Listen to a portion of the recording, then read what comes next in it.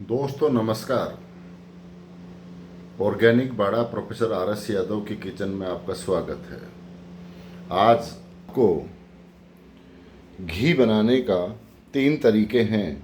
एक तरीका तो ट्रेडिशनल है जो कि रोज़ का रोज़ बनता है। जो गाय भैंस रखते हैं उनको तो रोज़ ही बनाना पड़ता है।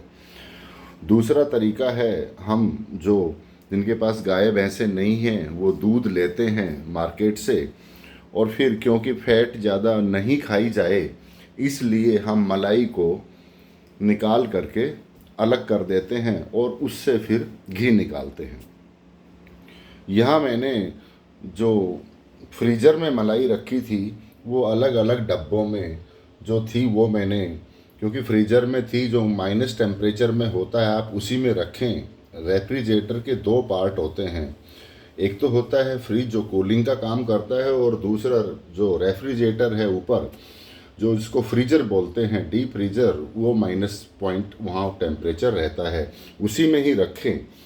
और मैंने दिन में 4-5 घंटे पहले इनको निकाल दिया था। अब ये रूम टेम्परेचर पे आ गए हैं और सभी का वज़न मैंने तोल दिया है, वो इसलिए कि कितनी मलाई में कितना घी निकलता है ये आपको बता सकूं।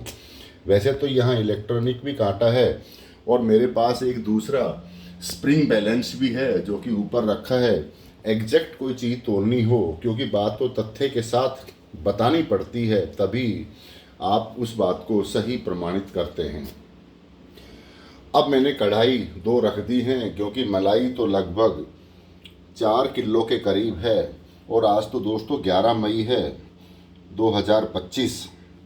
बैसाख कल 15 को ख़त्म हो जाएगा और फिर जेठ शुरू हो जाएगा। जेठ और उसके बाद में फिर जो गर्मी का महीना है वो जेठ के बाद में आषाढ़ आएगा, इसको ज्येष्ठ भी कहते हैं, और फिर सावन आएगा जिसमें आपको बारिश का आनंद मिलेगा। और अभी पिछले 5-7 दिन से तो सावन जैसा ही मौसम है। इन जो डब्बों में, जो कि आप भी जानते हैं, ये मार्केट से जिसमें सामान आता है, आप मिठाई वगैरह कुछ लाते हैं, ये लगभग 1 किलो का है और इसमें 1 किलो से 50 ग्राम कम ही मलाई है। ये आधा किलो के हैं। और कढ़ाई के साथ में जो औजार चाहिए, ये पलटा है और ये नाइफ़ है मलाई निकालने के लिए, और फिर जो बच जाता है हिस्सा उसको पोंछने के लिए ये फ्लैपर है मैं जो यूज़ करता हूँ, ताकि उंगली बार बार नहीं डालनी पड़े। इसके लिए आगे का प्रोसेस मैं आपको दिखाता हूँ। सभी डब्बों की मलाई तो मैंने खाली कर दी है कढ़ाई में, और बड़ी आसानी से खाली भी हो गया क्योंकि वो रूम टेम्परेचर पे आ गए थे। मैंने दिन में ही इनको फ्रीज से बाहर निकाल दिया था और इस परात में रख दिया था। परात में इसलिए रखा क्योंकि वो तो बर्फ़ के रूप में थे तो वो मॉइस्चर छोड़ते हैं, तो पानी इस परात में ही रहे। ये तो आज का दूध है, इसकी मलाई भी मैं डाल देता हूँ इसमें। तो आप मलाई जब भी निकालें तो एक झारे का इस्तेमाल करें ताकि दूध की मात्रा उसमें ज़्यादा नहीं जाए। तो ये मैंने इसकी मलाई भी, जो आज का दूध है, वो भी मैंने इसमें सारी डाल दी है। तो आप ये मानिए कि पहले ये 4 किलो से कुछ कम थी, तो ये मान लीजिए ये 4 किलो पूरी हो गई है। और मलाई डालने से पहले एक चीज़ तो कभी मत भूलना, मैंने दोनों कढ़ाइयों में नीचे घी लगा दिया है। आप तो कहेंगे कि आप तो घी निकाल रहे हो, लेकिन घी बनने में तो टाइम लगेगा क्योंकि इसमें दूध की मात्रा है मलाई में। तो घी मैंने कढ़ाई में नीचे इसलिए लगाया है ताकि कम चिपके, तो ख़राब भी नहीं होगा।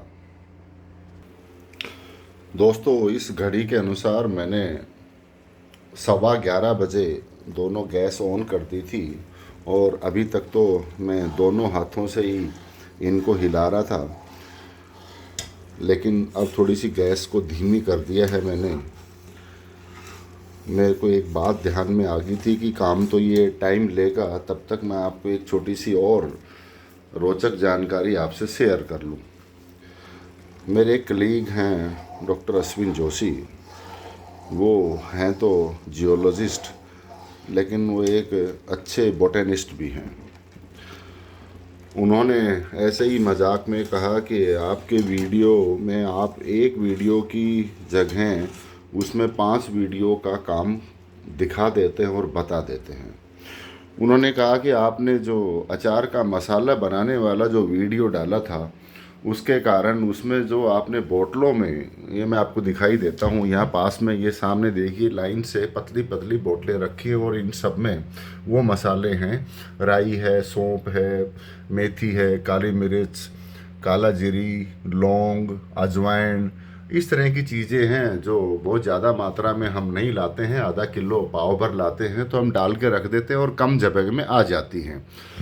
अब उन्होंने तो कहा कि हमारे घर में तो ऑर्डर जारी हो गए कि वो वीडियो में जैसी बोतलें हैं वैसी ही आप लेके आओ तो आराम से। और यहाँ तो दोस्तों मैं साथ में ये भी बता दूँ, ये जो रैक है इसमें मैंने ग्लास फिटिंग खुद ही की है और इस हिसाब से की है कि उसमें किस सामान को कितना स्पेस चाहिए।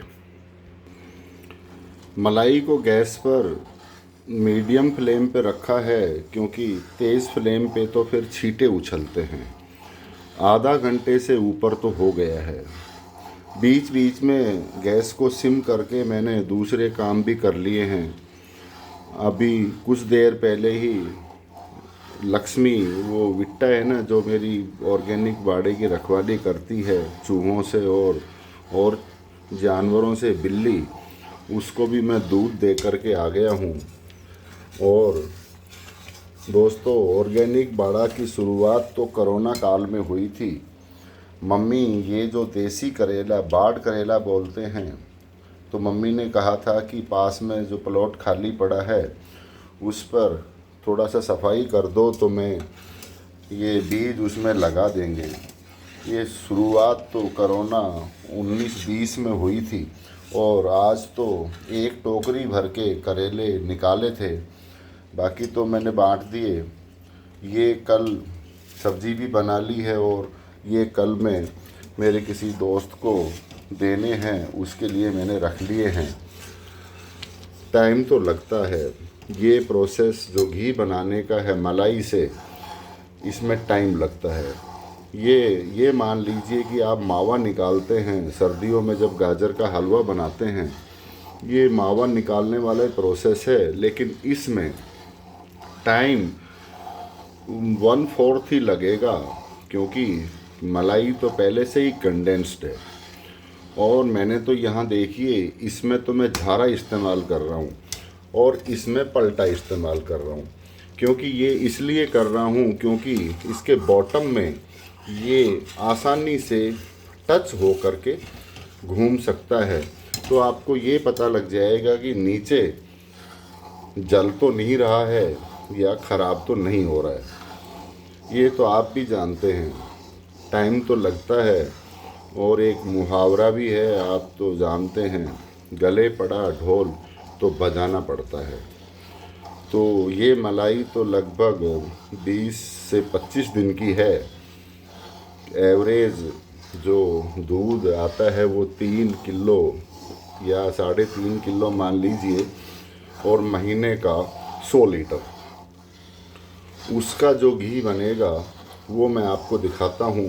मेरे तो एवरेज महीने में 3 लीटर या 3 किलो घी आराम से निकल जाता है और मुझे बाज़ार से घी खरीदने की ज़रूरत भी नहीं पड़ती है। 1 घंटे बाद ये देखिए आप, घी सब अलग हो गया है और नीचे जो मलाई का पार्ट था वो नीचे बैठ गया है। और ये वाला चूँकि छोटी गैस पे था, इसको थोड़ा सा टाइम और लगेगा। और ये क्योंकि अभी ये बादाम कलर या डार्क ब्राउन हो गया है, ये अभी गेहुआ कलर है, यही इसके अंदर ये मान लीजिए कि ये सोना है।